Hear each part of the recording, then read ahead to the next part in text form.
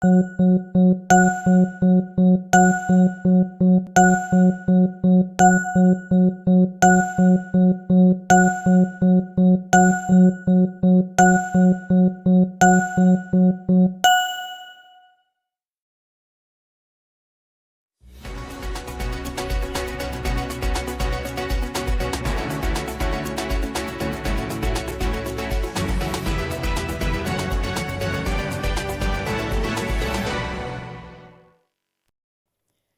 evening, everyone. With the stories affecting Dominica, the region, and the world, this is EmoNews for July 8th, 2026, and I am your presenter, Soana Gordon. In the headlines, Discover Dominica launches Staycation 2026 campaign. Monjan Rivier Sirik Reunion Committee completes long-awaited road project. 7 Kalinago women revive a traditional weaving technique. Antigua and Barbuda opens state-of-the-art plant tissue culture laboratory. Matnik takes its seat in CARICOM as an associate member. ICE officer fatally shoots man during traffic stop in Houston. And Dominica's senior men's basketball team makes historic FIBA debut. These stories and more coming up next.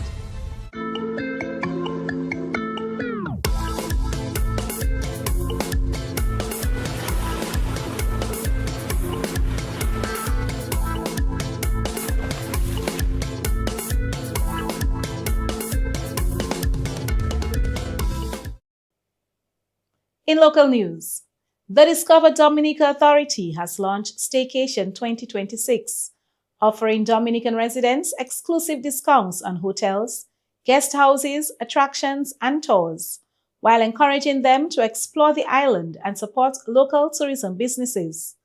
The initiative features special rates on overnight stays, guided tours, canyoning, river adventures, wellness retreats, and other experiences at participating tourism properties across the island.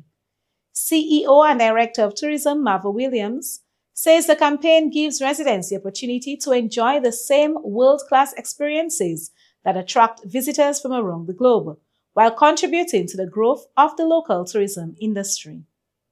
This summer, experience more of Dominica with Staycation 2026. The Discover Dominica Authority presents a selection of special staycation packages and experiences from local hotels, guest houses, attractions, tour operators, and wellness providers across Dominica. So whether you're planning a weekend getaway, a guided tour, an outdoor adventure, or a relaxing escape, there's something for everyone to enjoy while discovering more of the nature island this summer. By booking a staycation package, you're supporting local tourism businesses and the people who contribute to making Dominica's tourism industry a success. Explore the available packages at discoverdominica.com/staycation and start planning your next escape. I am quite certain that everyone is looking forward to welcoming you. Enjoy Dominica this summer. The Staycation 2026 offers are available exclusively to Dominican residents with valid identification and are subject to availability. Residents can view the full list of participating businesses and special offers in the Staycation 2026 brochure available through the Discover Dominica Authority. 7 women from the Kalinago territory have successfully completed a 12-week training program aimed at reviving the double-ply method, a unique traditional weaving technique once believed to have been lost to time. Earlier this year, the revived craft was showcased at the Tenos e Kalinagos exhibition held at the Fondation Clément, highlighting the rich cultural heritage of the Kalinago people.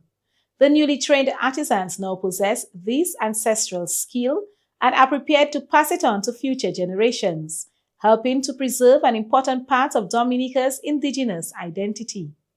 The initiative was coordinated by Councillor Daru with funding from the Pawanka Fund. Organizers have congratulated the participants for their dedication and commitment to preserving the island's cultural heritage. The Dominica Council on Aging is inviting seniors, caregivers, families, and the wider public to a free panel discussion aimed at increasing awareness of the legal rights and protections available to all the persons in Dominica. The discussion will take place on Saturday, July 11th from 10 a.m. at the Dominica Public Service Union Conference Room. The session will focus on key issues affecting seniors, including healthcare, financial protection, housing, personal decision-making, and safeguarding all the persons from financial and other forms of abuse. Organizers also hope to encourage strong legal protections to ensure the dignity, safety, and independence of senior citizens.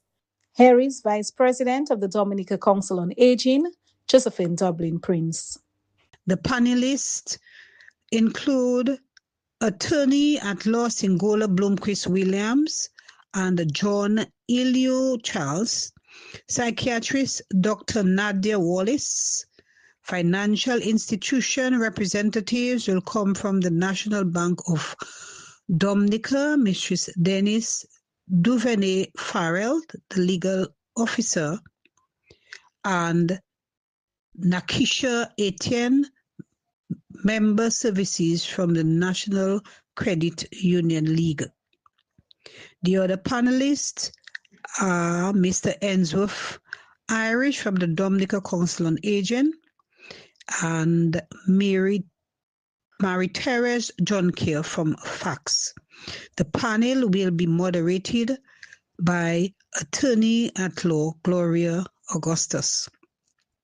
We are inviting and encouraging as many persons as possible to come and be informed so that you can advocate for your own rights and for the rights of seniors, that they will ensure their dignity, their safety, and independence during the later stage of their life. Come and be informed on issues such as guardianship, power of attorney, receivership, and wills. Please be present and be on time. The Montjean Rivière Civic Reunion Committee has completed a long-awaited road project. Residents came together to complete a community road that had remained unfinished for more than 20 years. The initiative brought together volunteers, community members, and sponsors in a demonstration of unity and community spirit to finally complete the long-overdue roadway. Here is the treasurer of the Reunion Committee. Once the MCRG Reunion Committee was established, we got in touch with the village council because we wanted to be a collaboration between the council and the community, and we asked of them to suggest a project that we could get involved in once we were on the ground. So therefore the council selected this project. I understood this road is under construction for like 20 years. Attempting to reach the end. So as you see, it's reached the end today, and we're just hoping we can put our efforts, we can put some of our strength as the committee members, help the rest of the community so that this piece of road can be completed. One of the project's proud sponsors, the National Cooperative Credit Union, addressed the gathering. In brief remarks, the NCCU said, supporting community development forms part of the organization's mandate and reaffirmed its commitment to initiatives that improve the lives of communities across Dominica. This is not a strange place to us. We do, of course, have offices in, as we say, every location. So, of course, we do have an office in St. David's, which, for those of you who don't know, is the parish of St. David, which is where we are standing. So, Rivière Civic is very covered by the NCCU. We're happy to be here. This is part of our mandate as a credit union. It's part of the cooperative spirit.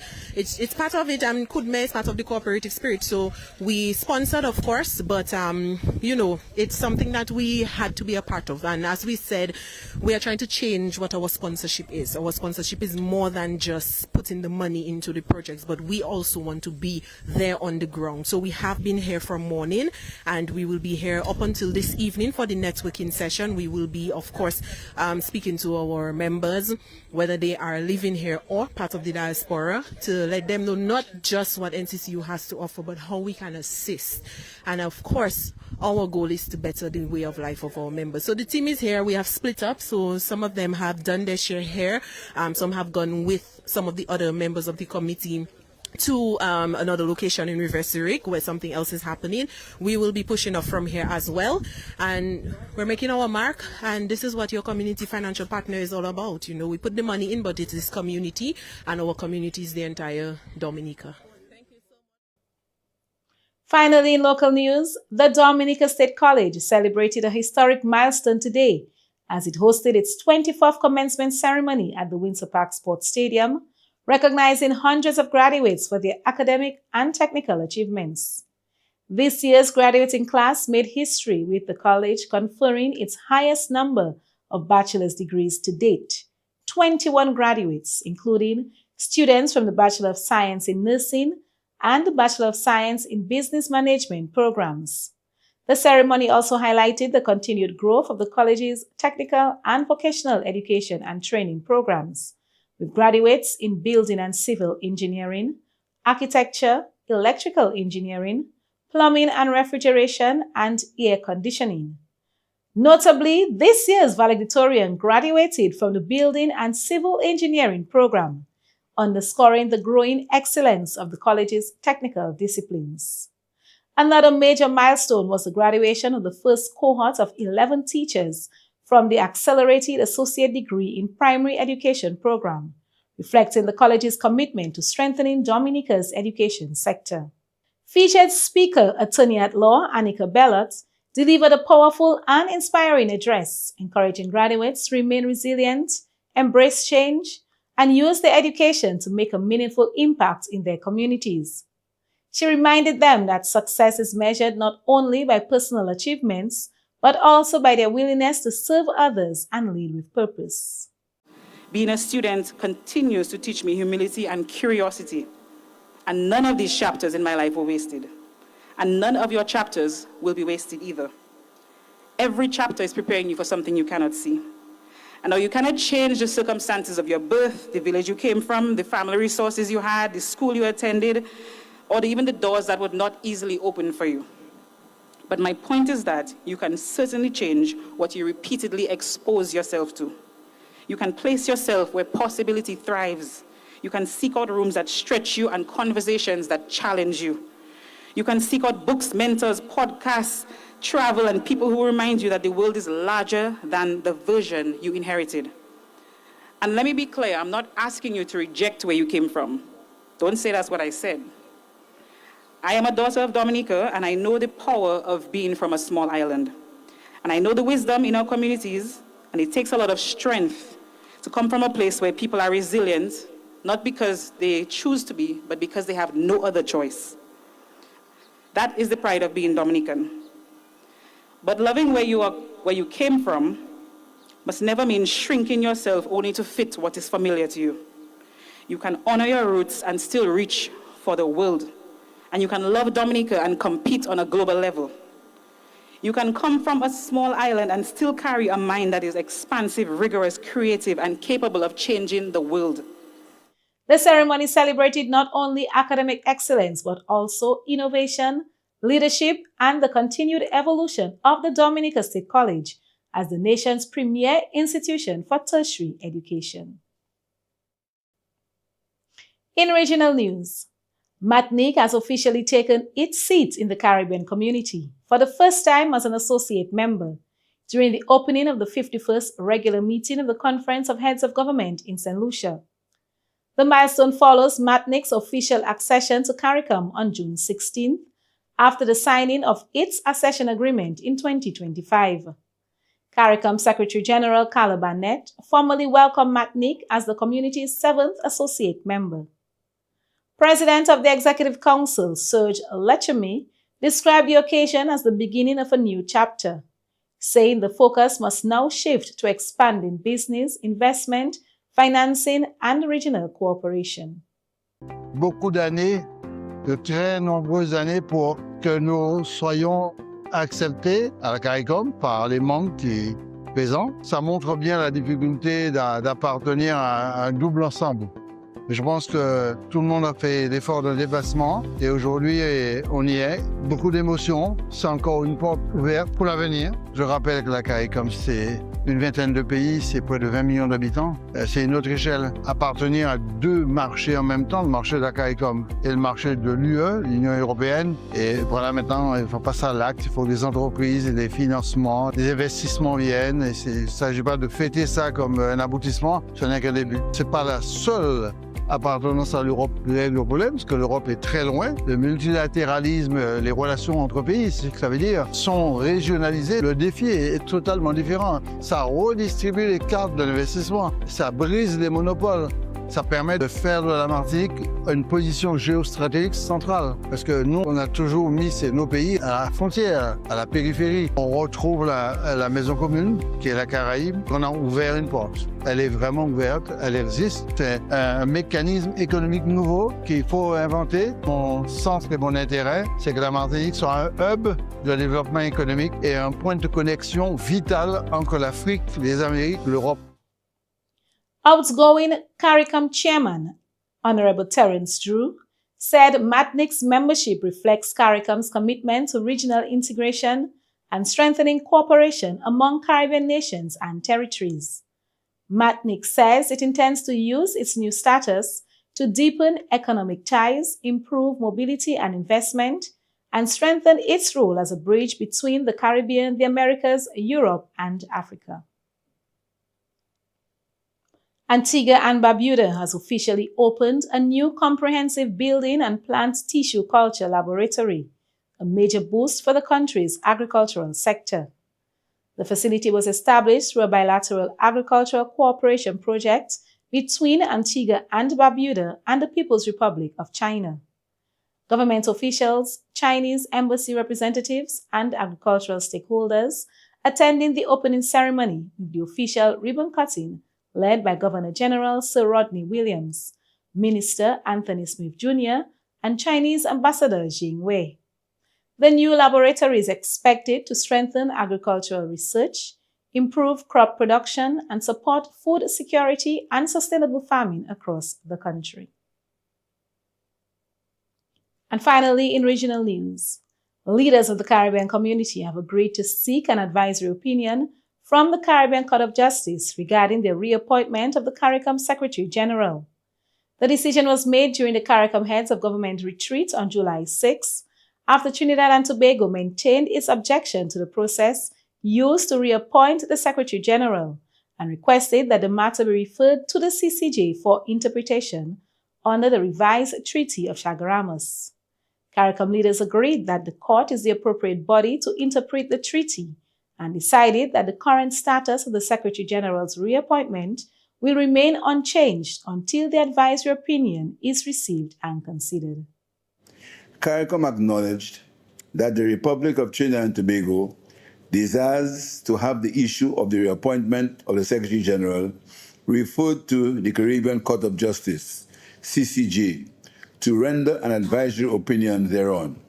The community reaffirmed that the ongoing review of the governance architecture is part of the broader mandate agreed at the previous conference in St. Kitts and Nevis to strengthen the governance of the community and enhance its effectiveness. The heads further underscored that this process does not impugn the integrity of any member, state, or individual, but rather it reflects the community's collective commitment to continuous institutional improvement with the highest standards of good governance. The heads have reaffirmed their commitment to the ideals and objectives of the community and will continue to move forward in unity to advance the interests of the region during these difficult times, recognizing the myriad of challenges the community faces currently. Internationally, a Mexican national was fatally shot by a U.S. Immigration and Customs Enforcement officer during a traffic stop in Houston on Tuesday. ICE says officers were attempting to arrest Lorenzo Salgado Ajuro, who allegedly refused repeated commands rammed an agency vehicle and attempted to strike an officer with his own vehicle. The officer then opened fire, citing self-defense. Salgado Arroyo later died in the hospital.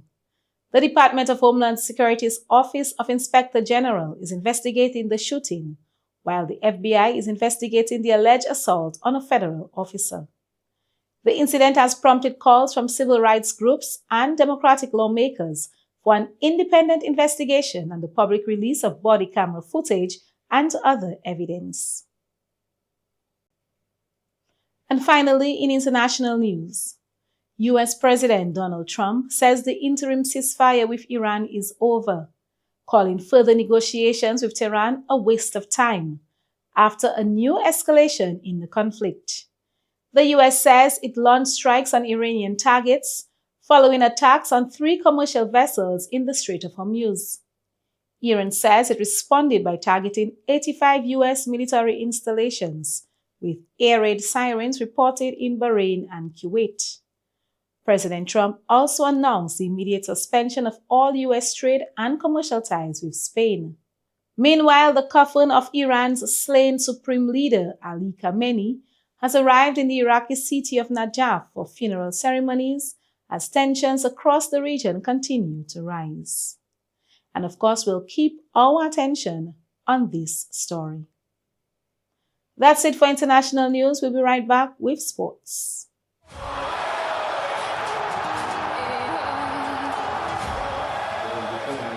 Coming up on the outside.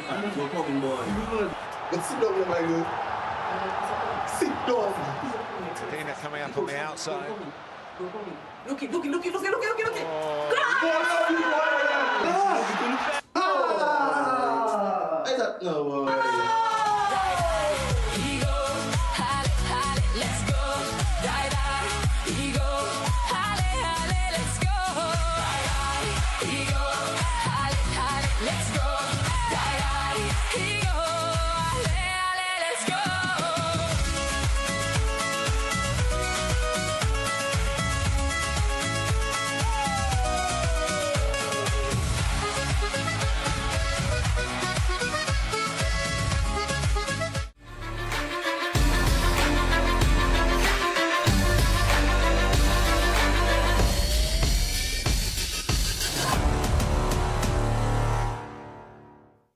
The Dominica Basketball Association has announced its senior men's national basketball team for the FIBA AmeriCup 2029 Caribbean pre-qualifiers, marking a historic milestone for Dominican basketball.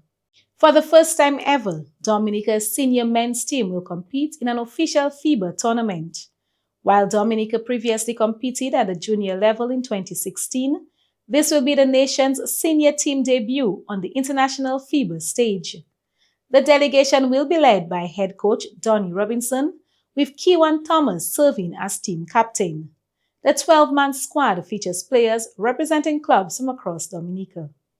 Andel Olivache for Happy 767 Sports Club, Ethan Boland, Marigot Sunrise, Jacob Barry, Happy 767, Jaden Scotland, BAA Sharks, Karim Daniel, Dr. Daru, PSC Falcons, Kewan Thomas, also from Dr. Daru Falcons, Maxwell Birmingham from Detroit Blazers, Nathaniel Sebastian from the Police Sports Club, Ramel Carbon from Dr. Daru Falcons, Shama Felicity from Happy 767, Yawani Regis from Dr. Daru Falcons, Zach Bastian from Detroit Blazers. EmoNews congratulates all the players chosen. The association says the tournament will provide a valuable international experience for players and coaches, while helping to strengthen the national basketball program and inspire future generations.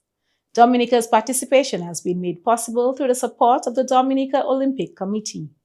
During the tournament, Dominica will face Turks and Caicos, Guyana, Antigua and Bermuda, as the team looks to make history in its first ever senior FIBA appearance. The Dominica Basketball Association is calling on Dominicans at home and across the diaspora to rally behind the team as it embarks on this landmark chapter in the nation's sporting history. In cricket news, Cricket West Indies has announced a 15-member squad for the first 3 one-day internationals against New Zealand national cricket team, with matches set to be played in Guyana. 19-year-old wrist spinner Vital Laws has earned his maiden senior call-up after an impressive ICC Under-19 World Cup campaign, where he claimed 10 wickets and was named in the tournament team. Shimron Hetmyer is unavailable after being granted permission to fulfill his Major League Cricket commitments, while all-rounder Shamu Springer withdrew following the passing of his mother. Kimo Paul has been named Mason Foundation Basketball and Netball Classic. Mason Foundation Basketball and Netball Classic. Professional basketball player and homegrown talent Brian Mason, who earned a basketball scholarship in 2001, went on to play professionally for many years in the United States and overseas, explains the purpose of the event. The event is really about bringing unity and joy and love and an upliftment and joy and love and an upliftment in spirit into the community. The community over the last few years or maybe decades has been decimated by a political divide. And they say sports has the ability to unite people in a way that religion and politics could never. And so we're using sports as the vehicle to really bring a shift in the atmosphere in the community. The battle is really more spiritual than anything. Sports is simply the vehicle. The Brian Mason Foundation was established in 2008 and officially registered in 2014. Its mission is to serve communities around the world through initiatives that empower and uplift individuals, particularly young people. The goal of the foundation is really to provide opportunities to underserved communities throughout the world, not just in Dominica, throughout the world. But since charity begins at home, we start in Casa Bruce, where we're from, where it all began for us. But it's really to bring spiritual upliftment, inspiration, and to serve underserved communities, provide opportunities for employment, opportunities for however we could assist someone to uplift their standard of living. Mason also expressed his thanks to the many persons who are helping with the foundation. Also, I want to give a huge shout out to the people of Casa Bruce, both locally at home and in the diaspora. I get a lot of inspiration from them. Everything I do comes from their inspiration. I also want to give a huge shout out to some of the people who are very, very instrumental in the work that the Brian Mason Foundation does. Guys like Ensworth Durand, guys like Atherley George, guys like Wilbert Challenger, guys like Ulrich Esprit, Sadiq Eustache. I want to really thank those guys for all that they've done for the foundation and the people of Casa Bruce by extension. And I look forward to continuing to work with them. I know we have huge goals for the future, and we're going to need all hands on deck moving forward. Thank you, guys. Be sure to catch the Brian Mason Foundation Basketball and Netball Classic from July 24th to the 26th. That's all for sports news. We'll be right back with the weather report.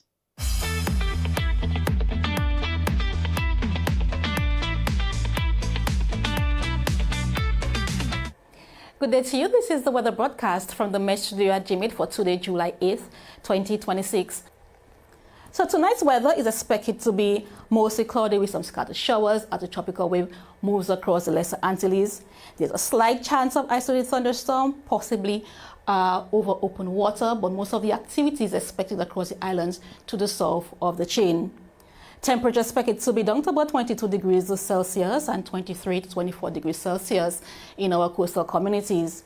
Our yellow alert for winds remain, as we do expect to continue to see breezy to windy conditions, particularly in elevated communities.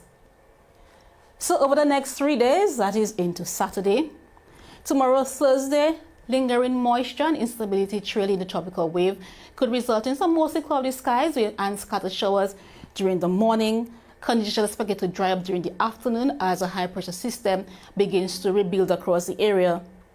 This high pressure system is expected to remain dominant at least into Saturday, and partly cloudy to cloudy skies with just a few showers are expected into the start of the weekend. Dust is expected to linger. Temperature expected to be up to about 32 degrees Celsius during the daytime hours, and as I said, down to about 23, 24 degrees Celsius at night into Saturday.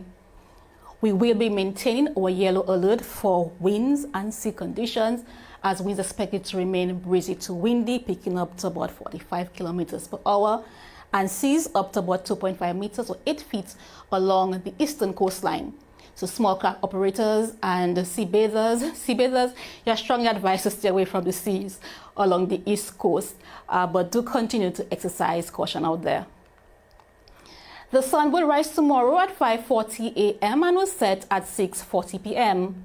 The first high tide tomorrow will be at 11:35 a.m. and the first low tide at 5:10 a.m.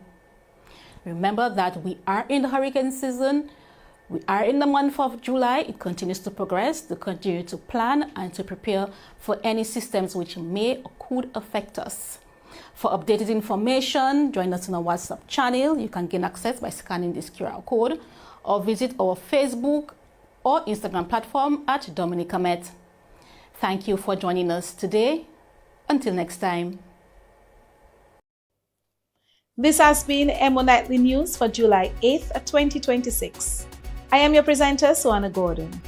I'll be back with you tomorrow to bring you more details of news shaping Dominica, the region, and the world. Do have a lovely evening. Goodbye.